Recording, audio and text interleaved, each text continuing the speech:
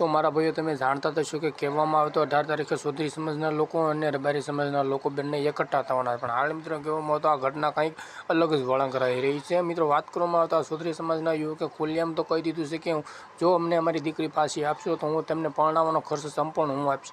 તો મિત્રો વિડીયો તો તમને સંપૂર્ણ બતાવી દઉં છો। પહેલાં મિત્રો તમે નવા આવ્યો તમારી ચેનલ લાઈક કોમેન્ટ ફોલો કરી નાખજો, જેથી કરીને કહેવામાં આવતા આવા જ નવા વિડીયો મારી ચેનલમાં આવતા જ હોય। જતાં જતાં તમારા મિત્રો સુધી પણ આ વિડીયો અવશ્ય શેર કરી દો, જેથી કરીને કહેવામાં આવતા લોકોને પણ પૂરતી માહિતી મળી શકે। તો મિત્રો પહેલાં તો તમે વિડીયોના માધ્યમ દ્વારા સમજી કે ચૌધરી સમાજના યુવકો ખુલ્લેઆમ કહેવામાં આવતો કંઈક આવું કહી રહ્યું છે। મિત્રો પહેલાં તો તમે વિડીયોને ધ્યાનથી જોજો। એ દીકરી કાલે વિડીયોના માધ્યમથી ચૌધરી સમાજને એવું જણાવતી હતી કે મારે એક નાનો દીકરો છે।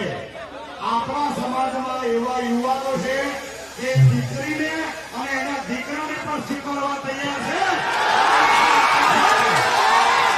આ માધ્યમથી હું એવું જણાવું છું, એ દીકરી પાછી આવશે, એના દીકરાને અને દીકરીને બીજે હોવાનો તમામ ખર્ચો હું પ્રકાશ ચૌધરી